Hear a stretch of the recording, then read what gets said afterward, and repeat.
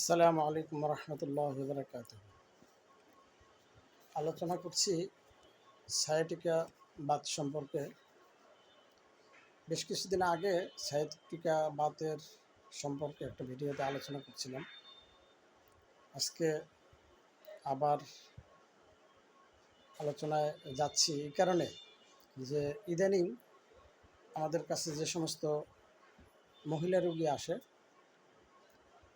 অন্য অন্য সমস্যার সাথে এই নিতম্ব বা সায়াটিকা বাত একটা কমন সমস্যা নিয়ে আসে। মূলত সায়াটিকা বা নিতম্ববাত এটা যে সমস্ত মানুষের শরীরে সাইকোটিক দোষ থাকে বা সাইকোটিক দোষগ্রস্ত রোগীদের এই রোগটি হওয়ার সম্ভাবনা বেশি থাকে।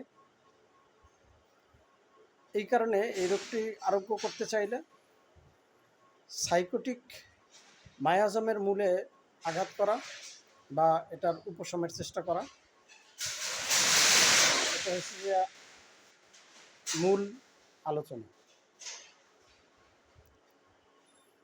যদি স্থায়ী আরোগ্য করতে হয় তাহলে আমরা রোগীর লক্ষণাদি, তার উপশমগুলি, তার সিমটমগুলি, তার যে সমস্ত সমস্যা আছে এগুলোকে ভালোভাবে মনোযোগ সহকারে শুনতে হবে, অনুধাবন করতে হবে এবং তাকে যদি সায়াটিকা মায়াজমের রোগী বলে আমরা ধরে নেই বা অনুমান করতে পারি তাহলে এইভাবেই চিকিৎসা অগ্রসর হতে হবে, নতুবা এই রোগটা বারবার ফিরে আসে।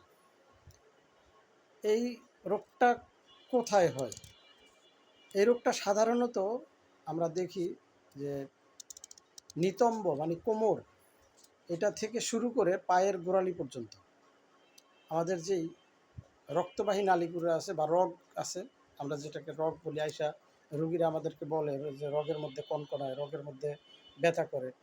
মূলত এইটা এক ধরনের ব্যথা যেটা গোশতের মধ্যেও নয়, আবার চামড়ার মধ্যেও নয়, হাড়ের মধ্যেও নয়।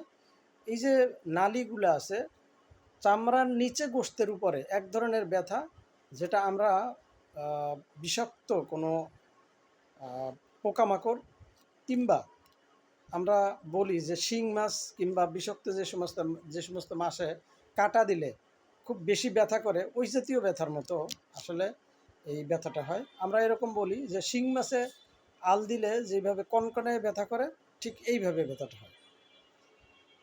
এবং কখনো কখনো দেখা যায় যে এই ব্যথাটা যখন সে শুইতে যায় তখন কিছুটা ভালো লাগে, সুচ ফুটানো মনে হয় যেন সুই ফুটানো হচ্ছে, ঘর্ষণে এবং বিভিন্ন সময় দেখা যায় যে ঘর্ষণ লাগলে বা একটু মালিশ করে দিলে বা একটু চাপলে একটু আরাম লাগে।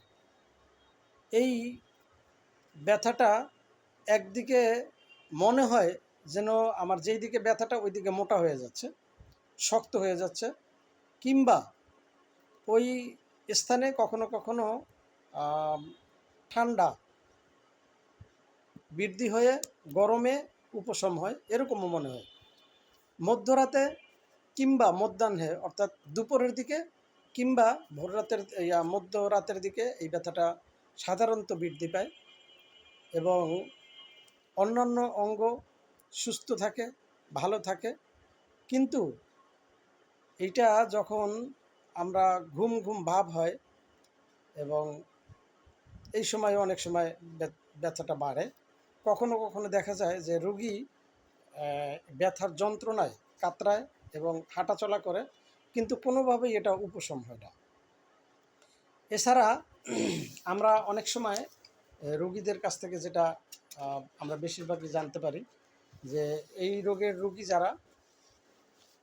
যারা আমাদের কাছে আসে এই কথাগুলো বলে, তাদের অনেকেরই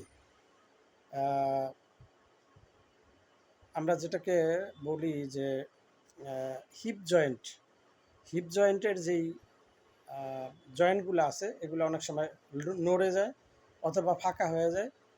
তো বা শোল্ডার যেটাকে বলি, শোল্ডার জয়েন্ট যেগুলো, এগুলা অনেক সময় ফাঁকা হয়ে যায় এবং ফাঁকা হওয়ার কারণে কখনো কখনো আঘাত লাগে, ভেঙে যায়।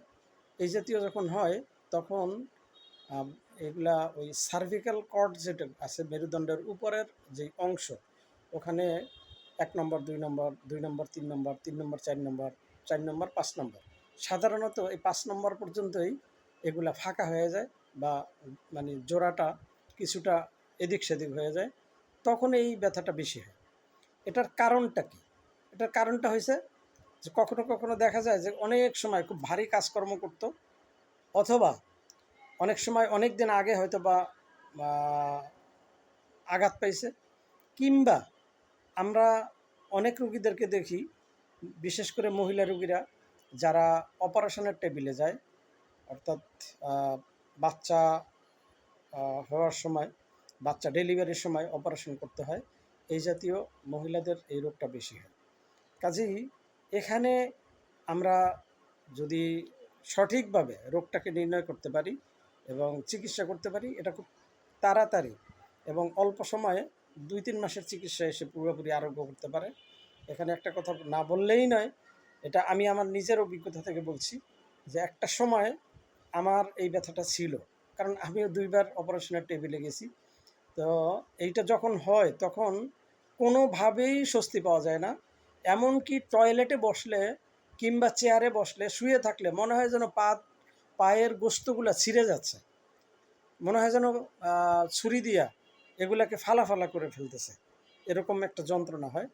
তো আলহামদুলিল্লাহ আমি ভালো আছি, আলহামদুলিল্লাহ এখন নিজেই ট্রিটমেন্ট করছি, এখন ভালো আছি এবং আমার অসংখ্য রোগী এই যন্ত্রণা থেকে আহ, মানে কী বলে আরাম পেয়েছে এবং অনেকেই এটা থেকে আরোগ্য লাভ করছে।